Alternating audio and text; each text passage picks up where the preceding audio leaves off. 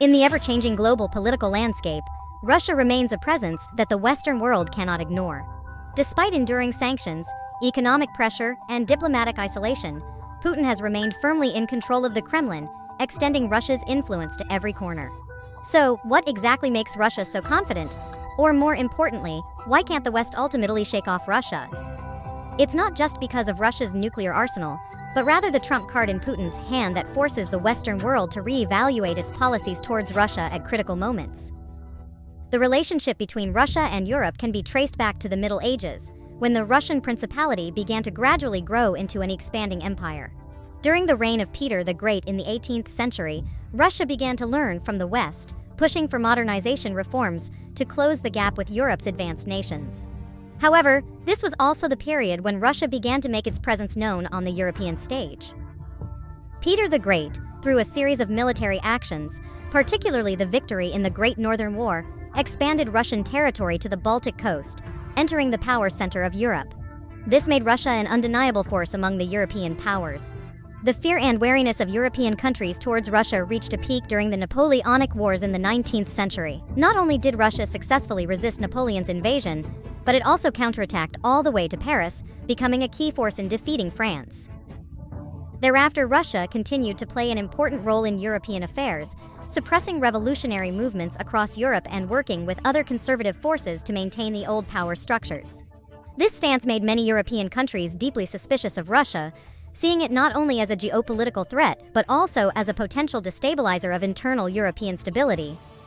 In the 20th century, the Russian Revolution erupted, and the birth of the Soviet Union completely changed Europe's perception of Russia. The Soviet Union's communist ideology clashed with Western capitalism, intensifying this tension. During the Cold War, the confrontation between the Soviet Union and the Western Bloc almost split Europe in half. The Soviet Union, through its influence in Eastern Europe, brought the entire region under its control, creating a confrontation on both sides of the Iron Curtain. Despite the dissolution of the Soviet Union in 1991, Russia did not withdraw from the European stage. On the contrary, through a series of political, economic, and military means, Russia attempted to reassert its influence in Europe. Whether through its recent military actions in Ukraine or the European Union's reliance on Russian energy, Russia remains a force that cannot be ignored in European decision-making processes. This influence has led to a visible outcome. Europe continues to regard Russia as a restricted zone. The two world wars in the 20th century deepened Europe's wariness of Russia. Despite the Soviet Union fighting alongside the Western Allies to defeat Nazi Germany during World War II, within a few short years after the war ended, Europe's strategic landscape shifted rapidly. During the Cold War, in response to the Soviet influence in Eastern Europe, Western nations established the North Atlantic Treaty Organization, NATO, in 1949, the most influential measure Europe took to counter Russian pressure. Since then, European nations have strengthened military cooperation with the US, deployed nuclear weapons, and expanded defensive systems to form a comprehensive containment strategy against the Soviet Union.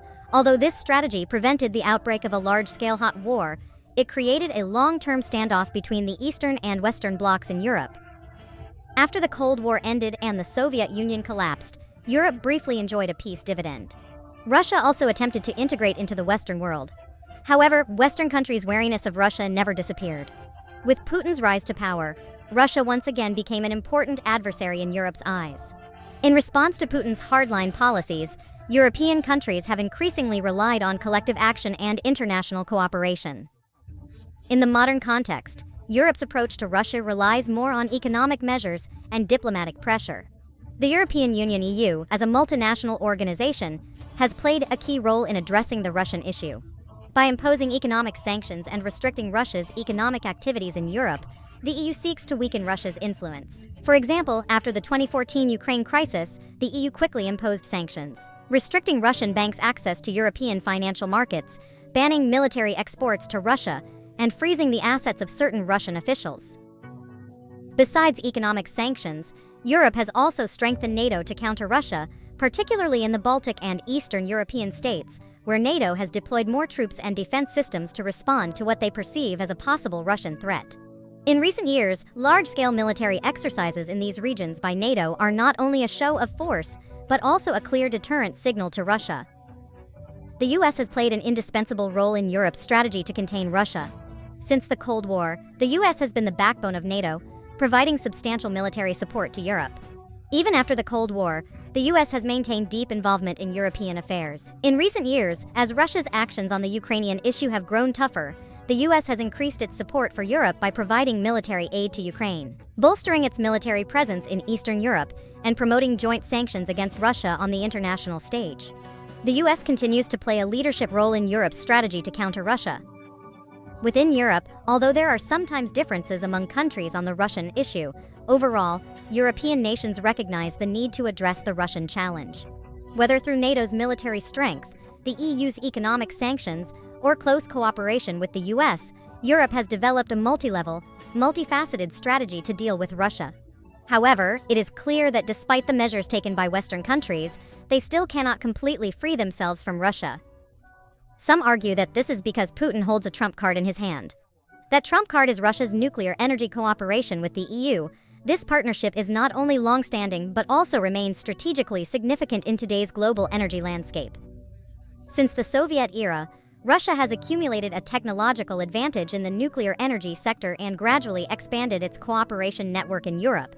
With the end of the Cold War, the political opposition between the two sides eased, allowing nuclear energy cooperation to continue and deepen. Russia's state nuclear energy company, Rosatom, plays a central role in this. By signing long-term contracts with European countries, participating in the construction, operation, and fuel supply of nuclear power plants, Russia has successfully embedded its technology and resources into Europe's energy system. As of today, Russia maintains close nuclear energy cooperation with several EU countries. For instance, Finland's Olkiluoto and Hungary's Pax nuclear power plants rely on Russian technical support and fuel supplies. These partnerships are not limited to electricity production, but also include supply chain management for nuclear fuel, waste disposal, and technical training. Through this deep cooperation, Russia has, to a large extent, controlled the energy lifeline of several EU nations. The reason why this nuclear energy cooperation is Putin's trump card is that it grants Russia strategic influence over European countries. Nuclear energy cooperation creates a highly dependent relationship. The construction and operation of nuclear power plants require substantial technical support and long-term maintenance, all of which rely on Russia's expertise and services. Once this partnership is established, EU countries find it difficult to easily break or replace this dependency, giving Russia significant leverage in the energy sector.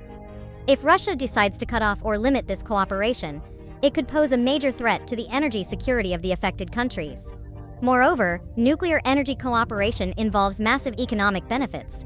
Building and operating nuclear power plants require huge investments, and the funds and technical support provided by Russia through Rosatom ensure the smooth implementation of these projects. This economic linkage forces EU countries to consider the enormous economic benefits of this cooperation when dealing with Russia. Thus, in some international disputes involving Russia, EU nations often have to balance between sanctions and cooperation, a balance from which Putin frequently benefits. More importantly, nuclear energy cooperation allows Russia to exert political influence within the EU. Through long-term cooperation and contracts, Russia and EU countries form a complex relationship of mutual dependence. Putin's government leverages this by winning over certain EU countries to speak on Russia's behalf at critical moments, thereby creating divisions within the EU and weakening its collective stance against Russia. This divide-and-conquer strategy enables Putin to maintain a flexible posture when facing Western pressure. Putin's trump card not only gives Russia an advantageous position in its power struggle with the EU, but also forces Europe to carefully consider the chain reactions that nuclear energy cooperation might trigger when formulating its policies towards Russia. This strategic dilemma is precisely what Putin hopes to see. Through nuclear energy cooperation, Russia has not only created strong dependence in the energy sector with the EU but has also cleverly maintained the initiative on the geopolitical chessboard. In the future, as global energy demand increases and the transition to green energy progresses, nuclear energy's role in Europe's energy structure may further rise. This means that the nuclear energy cooperation between Russia and the EU will become even more important, and Putin's trump card will continue to play a crucial role in Russia-EU relations, becoming an unavoidable factor for Western countries in addressing Russia.